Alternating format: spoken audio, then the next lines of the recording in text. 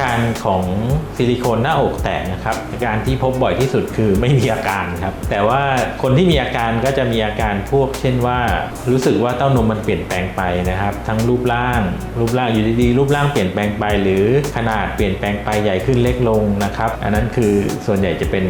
อาการของคนที่มีอาการนะครับแล้วก็อาการเจ็บอะไรเนี่ยมักจะไม่ค่อยมีนะครับเจ็บน้อยมากแต่ที่พบส่วนใหญ่ที่สุดก็คือไม่มีอาการพบโดยบังเอิญนะครับเราจะรู้ได้ยังไงแล้วก็ต้องอาศัยการตรวจมะเร็งเต้านมนะครับในแพ็กเกจการตรวจมะเร็งเต้านมเนี่ยจะมีอัลตราซาวด์อยู่ก็จะเป็นการเช็คซิลิโคนไปในตัวด้วยนะครับถ้าซิลิโคนแตกเนี่ยหมอที่เขาทำอัลตราซาวด์เขาอาจจะเห็นอะไรที่ผิดปกติ